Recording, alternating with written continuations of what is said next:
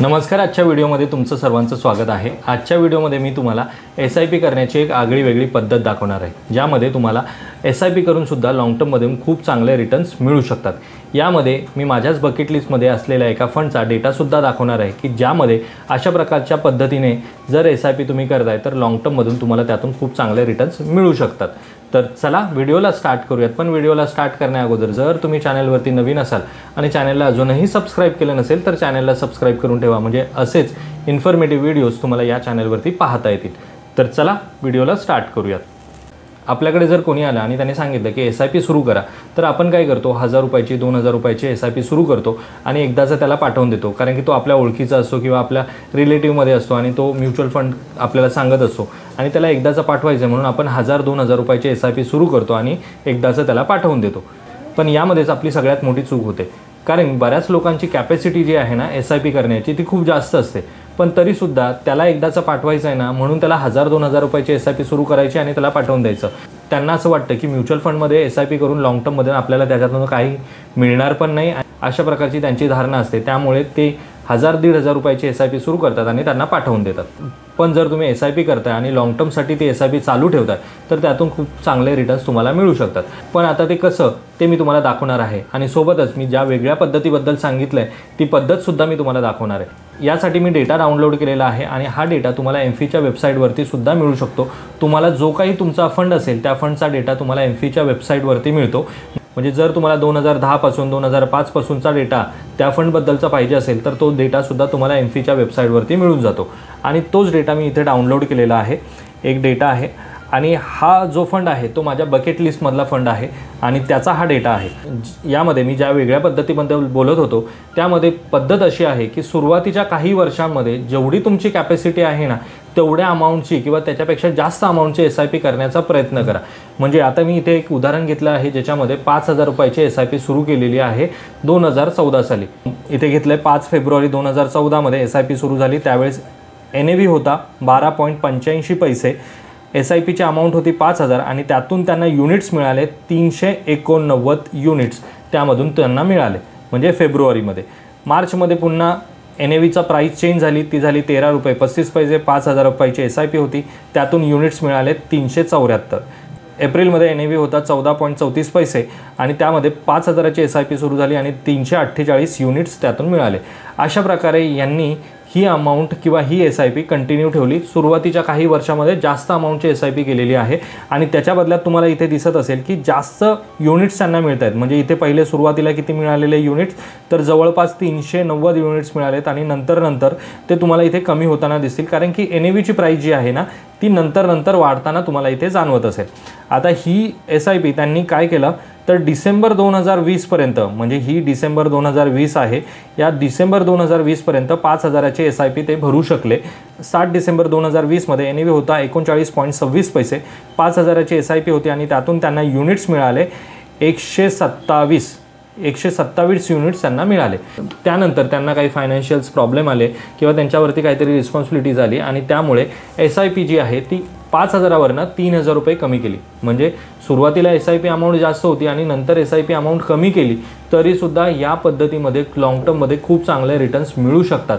ते कसं मी ते तुम्हाला दाखवतो। आता त्यानंतर म्हणजे जानेवारी 2021 पासून ते आत्तापर्यंत म्हणजे जुलै 2025 पर्यंत त्यांची 3000चीच SIP सुरू आहे आणि त्यामधून त्यांना प्रत्येक महिन्याला काही ना काही युनिट्स त्या 3000च्या अमाऊंटच्या अगेन्स्ट मिळतात।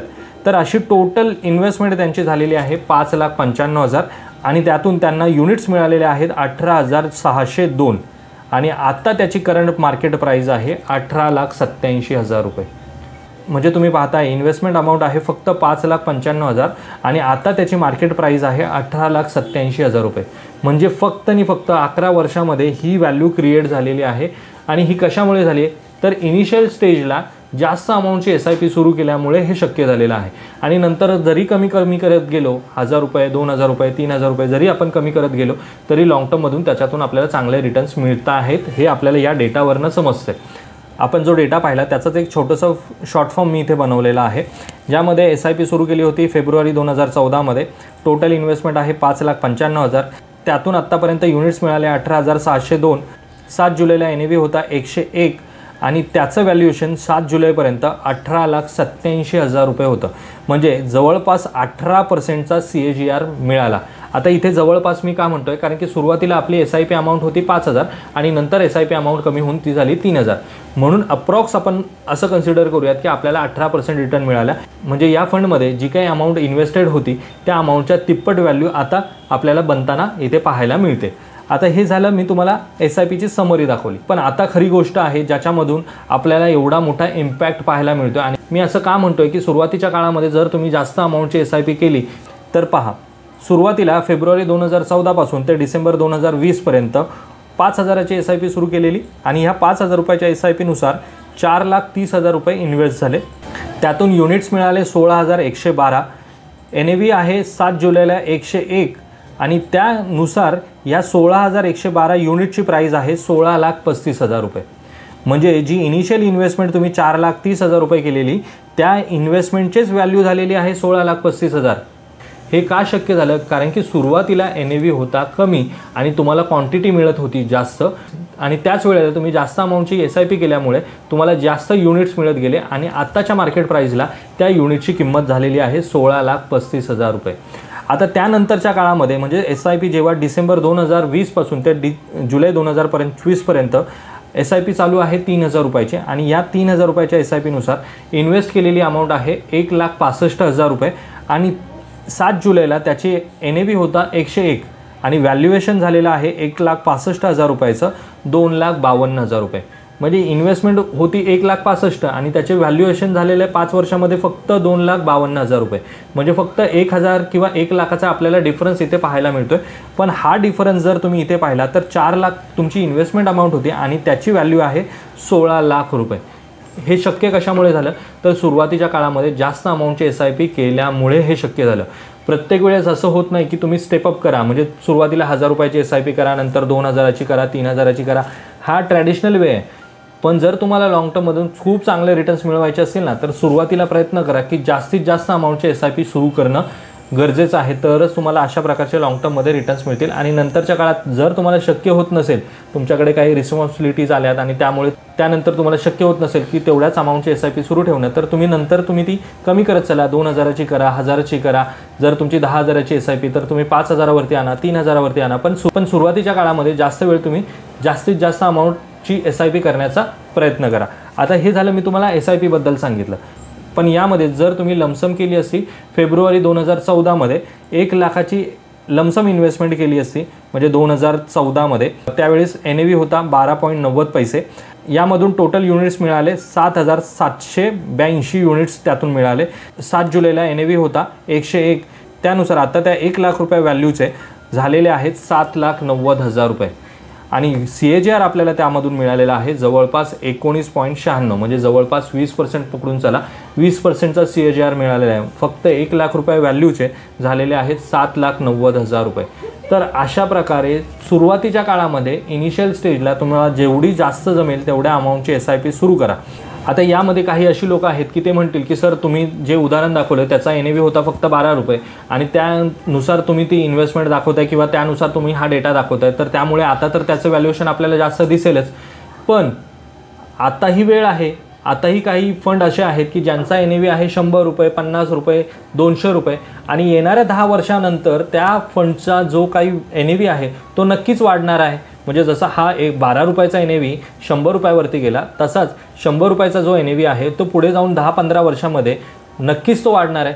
म्हणजेच काय, तर आता जर आपण जास्त अमाऊंटची SIP करतोय तर आपल्याला जास्त क्वांटिटी मिळणार आणि जास्त क्वांटिटी मिळाली तर फ्युचरमध्ये त्याची प्राईस ही वाढलेली असणार आहे, ना की कमी झालेली असणार आहे. पण अशा प्रकारचे रिटर्न्स मिळण्यासाठी तुम्हाला योग्य फंडमध्ये इन्व्हेस्टमेंट करणं खूप गरजेचं आहे. त्यामुळे जेव्हा केव्हाही तुम्ही म्युच्युअल फंड्समध्ये इन्व्हेस्टमेंट करत असाल तर ज्या फंडमध्ये इन्व्हेस्टमेंट करताय त्या फंडबद्दलची पूर्ण डिटेल्स घ्या. त्या फंडमध्ये काय रिस्क आहे, काय पोटेन्शियल आहे आणि त्या फंडबद्दलचे पूर्ण डॉक्युमेंट्स वाचून मगच त्या फंडमध्ये इन्व्हेस्टमेंट करा. तर अशा प्रकारे ही पद्धत काम करते आणि अशा प्रकारे ही वर्कआउट करते. त्याचा डेटासुद्धा मी तुम्हाला इथे दाखवलेला आहे. यामध्ये माझं कोणतंही रिकमेंडेशन नाही की तुम्ही अशाच प्रकारची SIP करा किंवा अशीच मेथड फॉलो करा किंवा तुम्ही SIP करा किंवा लमसम करा. माझं कोणतंही रिकमेंडेशन नाही. फक्त म्हणण्याचा उद्देश हेच आहे की तुम्ही जर इन्व्हेस्टमेंट करताय किंवा SIP करताय तर ती लॉंग टर्म करा, तरच तुम्हाला त्यातून चांगले रिटर्न्स मिळू शकतात. तर अशाच प्रकारची SIP किंवा अशाच प्रकारची इन्व्हेस्टमेंट जर तुम्हाला करायची असेल तर स्क्रीनवर माझा नंबर दिलेला आहे, तुम्ही मला कॉल करू शकता. डिस्क्रिप्शनमध्ये ॲड्रेस दिलेला आहे की आणि स्क्रीनवरती सुद्धा तुम्हाला ॲड्रेस दिसत असेल, तुम्ही मला ऑफिसमध्ये येऊन सुद्धा भेटू शकता. आणि खरंच जर तुम्हाला SIP करायची किंवा लमसम इन्व्हेस्टमेंट करायची आहे तर मला तुम्ही घरीसुद्धा बोलवू शकता आणि इन्व्हेस्टमेंट तुमची स्टार्ट करू शकता. तर अशा प्रकारे आजच्या व्हिडिओमध्ये मी तुम्हाला SIP करण्याची ही आगळी वेगळी पद्धत दाखवली आहे. ही पद्धत जर तुम्हाला आवडली असेल तर कमेंट बॉक्समध्ये मला नक्की सांगा. हा जर व्हिडिओ तुम्हाला आवडला असेल तर व्हिडिओला लाईक करा. चॅनलवरती जर तुम्ही नवीन असाल तर चॅनलला सबस्क्राईब करा. भेटूयात मित्रांनो अशाच एका इन्फॉर्मेटिव्ह व्हिडिओमध्ये. तोपर्यंत बाय बाय.